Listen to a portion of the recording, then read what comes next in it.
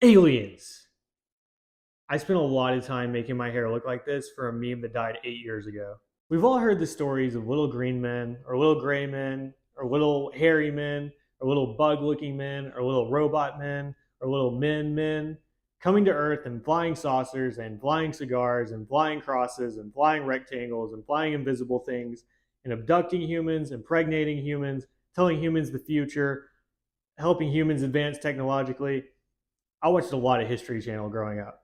But did you know that in 1950, in one 11-day period, there were 5 different UFO or UAP, if you're a nerd, sightings in none other than Oak Ridge, Tennessee, a city so deeply intertwined with America's nuclear capabilities that its nickname is the Atomic City? Well, now you do. You're welcome. If you don't know about Oak Ridge, first of all, congratulations. That means you didn't grow up in the South, because down there, they won't shut the fuck up about it. Everybody acts like they were directly involved. Although I will say, now that the temperature is kind of changing on the bombing of Nagasaki and Hiroshima, people aren't talking about it as much. So maybe that's different. Long story short, during World War II, the US found out that the Germans were working on a nuclear weapon. And they said no one, and I mean no one, is going to develop a weapon strong enough to take humanity off the face of the earth before us. And so they immediately started secretly trying to make an atomic weapon, and they called it the Manhattan Project. You may have heard of her. One of the first things they had to do is find a safe place to enrich uranium.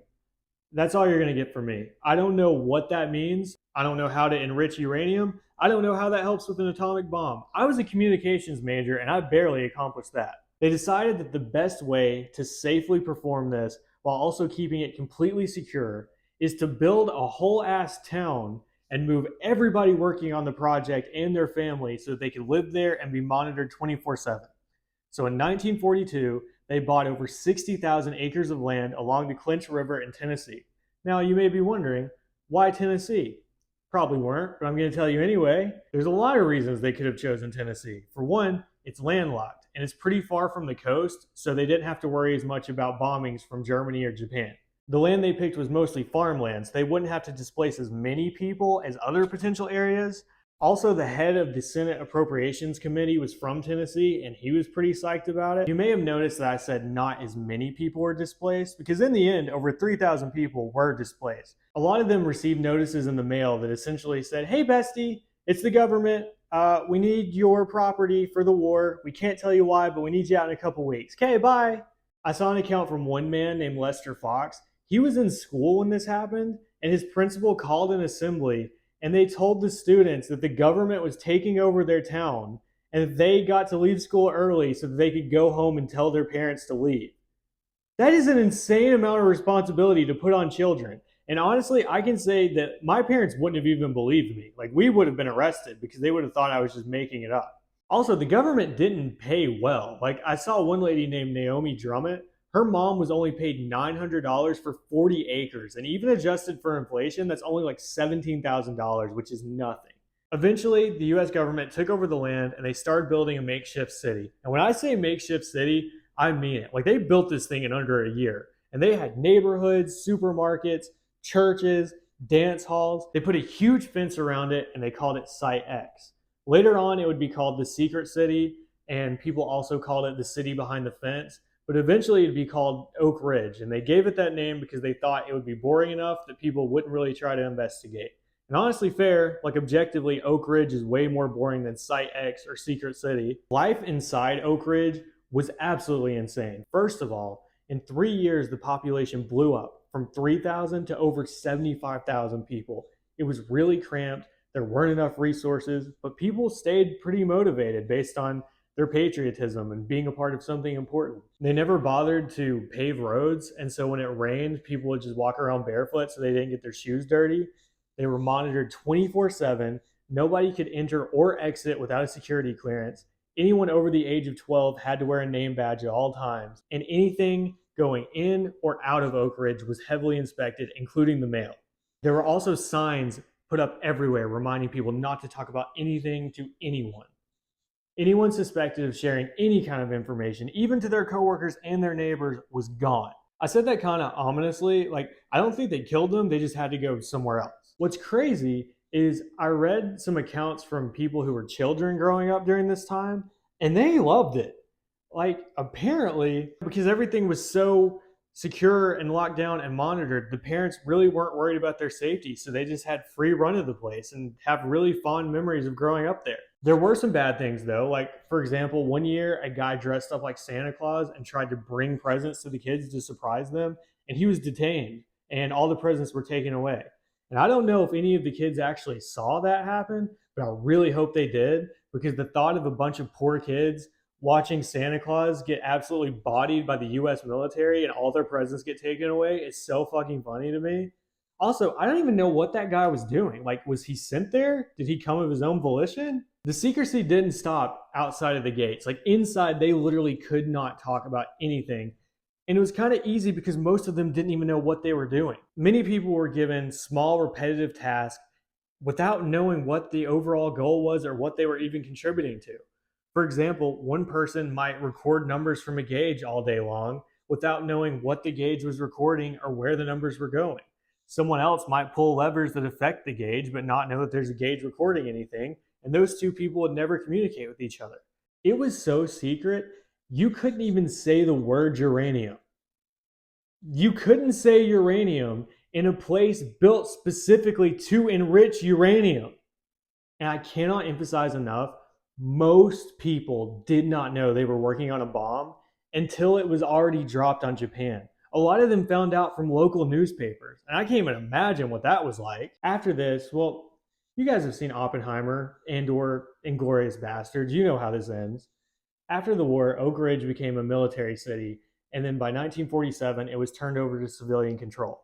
Now, people from all over were dying to come see Oak Ridge and come see how America kept this secret so well, including potentially visitors from other planets. Before I even get to the next part, I know what some of you are thinking.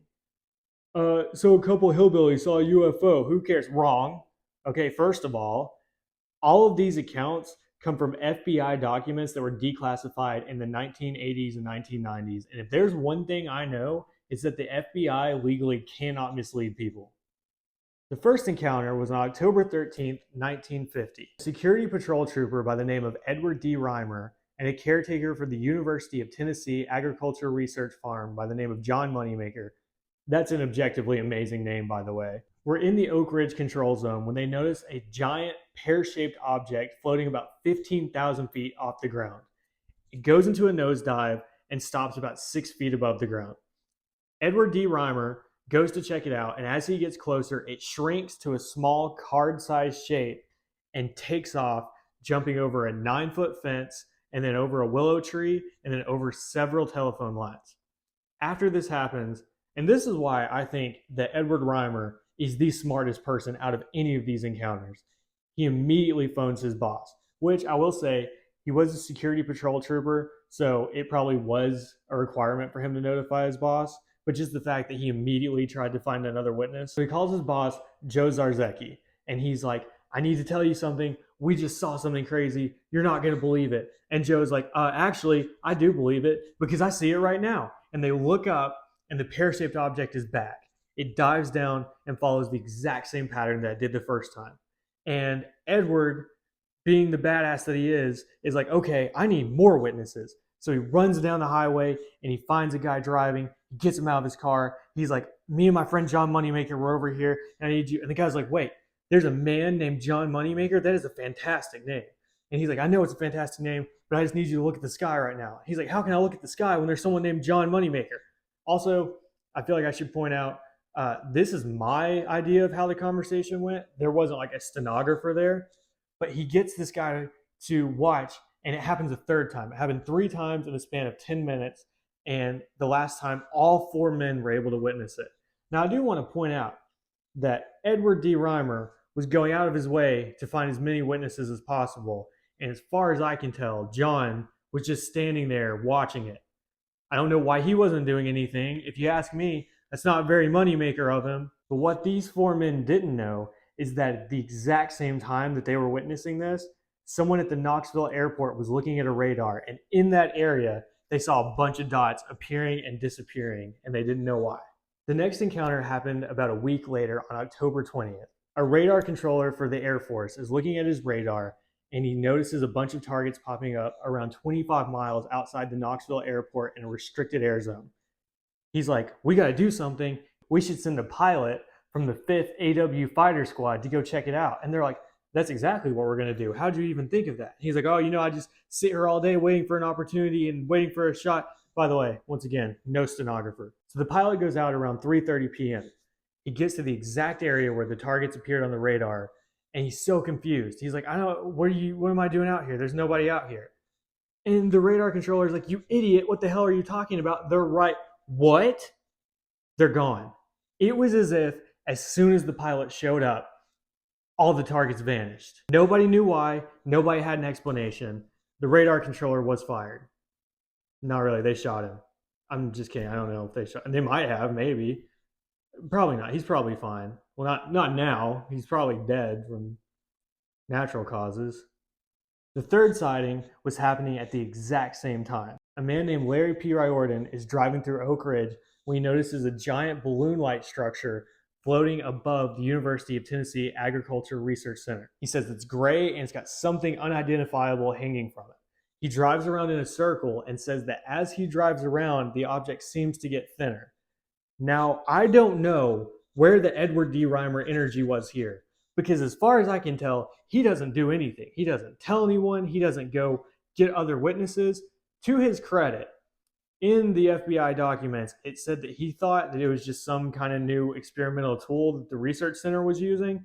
But then once he heard about the other sightings, he also reported his. The next encounter happens 3 days later on October 23rd. An unnamed man was driving through Oak Ridge when he notices an object floating above a school. The object is moving too fast for him to get an accurate description, so he gets out and tries to get a good look at it. The object flies above him. He describes it as an aluminum flash. It goes across the street and disappears into the ground before he's ever able to get a good look at it. And that's all. That's kind of a boring one, but it did happen. So I thought. The last sighting was on October 24th at 6:45 p.m. William B. Fry is at a drive-in movie theater with his wife. He's watching the movie when all of a sudden he looks up and there's a large object moving back and forth. It changes colors from green to teal to blue to orange, and then after a few minutes, it disappears. Now, I'm assuming that he and his wife were just the only ones who wanted to go on record, because it doesn't say that anyone else saw this. So if not, I want to know what movie they were watching that kept them from seeing a UFO. They were at a drive-in. They were having sex. Never mind, my bad. 10 minutes later, Air Force Major Lawrence Ballard is sitting in his house when he notices those same colors coming outside of his window. He looks out and he sees the exact same structure, follows the exact same color pattern, and disappears. Those two descriptions were done completely separately without knowledge of the other, and they matched exactly. So, what the hell happened in Oak Ridge in October of 1950? Not a clue. Just like every other UFO sighting, there are a ton of possible explanations, anything from military aircrafts to light patterns to animals to psychosis. There's a ton of reasons why people see UFOs. One thing I saw that was pretty interesting is that a lot of times with UFO sightings, there's signs of paranoia and also suggestibility. And you got to remember, this was like 5 minutes after World War II ended and the Cold War was just starting. Also, these people quite literally lived where one of the biggest conspiracies in American history happened. They were probably a little paranoid.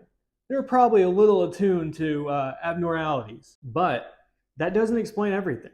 Like I said, the FBI did investigate these sightings pretty thoroughly. I mean, based on the time and the location where they happened, they were a little concerned. And what's fascinating is they spend a great deal of time stressing the fact that all these were pretty reasonable, level-headed people. A lot of them had long careers in respectable fields like the military or education or security. And also, a lot of these sightings were seen by multiple people and things did show up on radars. And we still have sightings in Oak Ridge to this day. I mean, there was one recently in 2022 that they couldn't explain. So this isn't something that just disappeared. So a lot of people think that aliens are visiting Oak Ridge on a regular basis. Some people believe that because of its historical relevance, aliens stopped by to see what happened there. Others say that because of the research that happened back then and is still happening to this day, they come check it out to see what's going on. And other people believe that maybe aliens were helping with the Manhattan Project from the very beginning. How else did we do it so fast, huh? Scientists? What do they know? Maybe they did, and maybe they stopped by every couple of years to look down and say, oh my God, what did we do? If you watched this whole video, thank you so much. I really appreciate it. Leave me a comment. Let me know, you think it was aliens? You think it was some other explanation? Do you just hate me and want to let me know? Leave a comment.